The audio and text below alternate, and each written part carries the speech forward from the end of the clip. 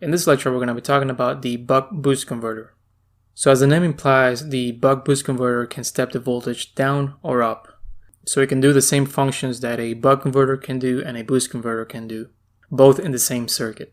So let's go ahead and do the same analysis that we did for the buck and boost converter. So we're going to say that we're going to switch transistor Q1 on from 0 to pi, and we're going to switch it off from pi to 2 pi. And then we're going to see what the energy that's stored in inductor L1 is for every state. And knowing that the average of that energy over one cycle needs to be 0, then we're going to see what the output voltage would look like. So let's go ahead and draw the control signal here on the plot. So we're going to say that Q1 is on from 0 to pi, and then off from pi to 2 pi. And so again, the period would be 2 pi, so from here to here. And then this part right here would be the duty ratio times the period. Okay, so for state 1, we know that transistor Q1 is going to be on because we're switching it on intentionally. And so notice that if transistor Q1 is on, then we're applying the positive terminal of Vin to the cathode of diode D1. So in other words, we know that Q1 is on, which means that the voltage at this point would be the same as Vn. And so if that's the case, then since we're applying a positive voltage on the cathode of diode D1, then we know that diode D1 needs to be off. So let's go ahead and write that down. D1 is off. And then if we write the loop equation around the loop here on the left for the equivalent circuit when Q1 is on, we will get that minus Vn plus VL1 would be equal to 0, which means that VL1 is equal to Vn. Now let's see what happens when we switch transistor Q1 off. So if we do that, then the energy that's stored in inductor L1 needs to flow somewhere. And so it's going to flow through the freewheeling diode D1. In other words, because the energy that's stored in inductor L1 needs to flow somewhere, that's going to force D1 on. And so we know that for state 2 then, Q1 is off because we've switched it off, and then D1 is on. Now if D1 is on, then the circuit would be like this. So we can see that minus VL1, and again this is just the KVL equation around the blue loop here on the right. So minus VL1 plus Vout is going to be equal to 0, which means that VL1 is going to be equal to Vout.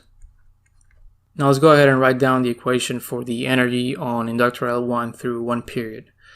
So we know that the energy that's stored in the inductor during state 1 is going to be equal to dt,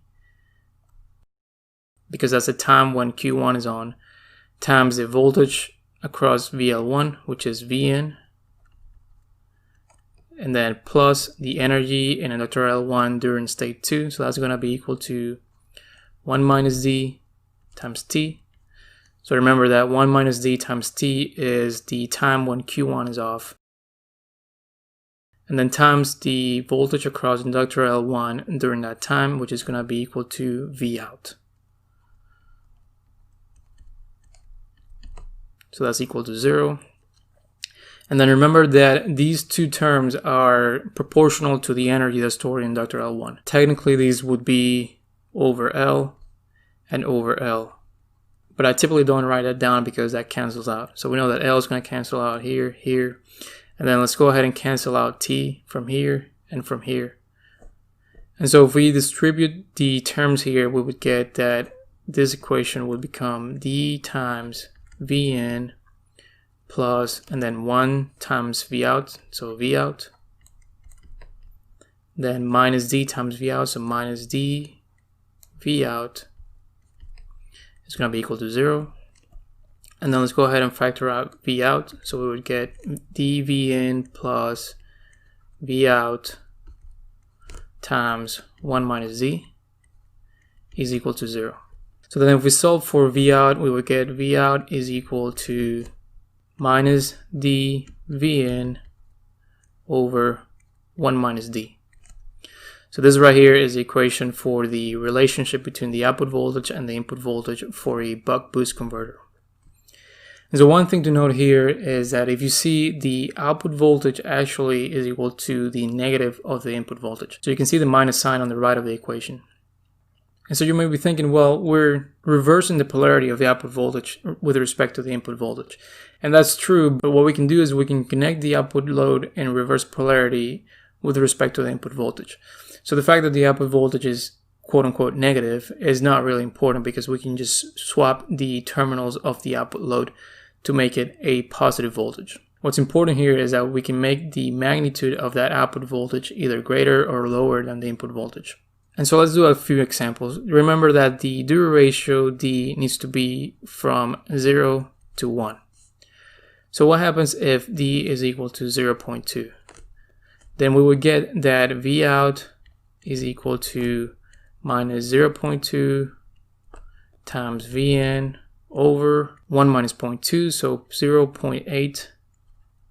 So this is going to be equal to minus 0.25 Vn.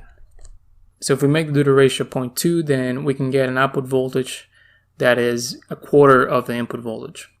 And again, remember that the minus sign here is not really that important. We can just swap the polarity of the output load so that the output voltage is of the same polarity as the input voltage, but with a magnitude of 0.25 times the input voltage. So we've stepped the voltage down by 75%. So now let me do one more example, and I'm going to erase some things here on the right to make some room. So let's say what happens then if D is equal to 0.8. Well, then Vout would be equal to minus 0.8 times Vn over 1 minus 0.8, so 0.2. So this will be equal to minus 4 Vn. So by making the duty ratio 0.8, then we can have an output voltage that is 4 times the magnitude of the input voltage. And I'll just mention again, the negative sign on the output doesn't really matter. We can just flip the polarity of the output load to have a positive voltage at the output.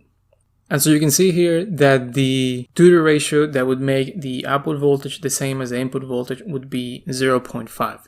Because if we have 0.5, we would get that let me just go ahead and write it down. If D is equal to 0.5, then Vout would be equal to minus 0.5 Vn over 0.5. In other words, 1 minus 0.5, which is 0.5. And then the 0.5's cancel out. So Vout will be equal to minus Vn. And so for the buck-boost converter, basically any duty ratio lower than 0.5 is going to make the output voltage lower than the input voltage. So it's going to step the voltage down. Or any duty ratio greater than 0.5 is going to step the voltage up. So it's going to make the output voltage greater than the input voltage.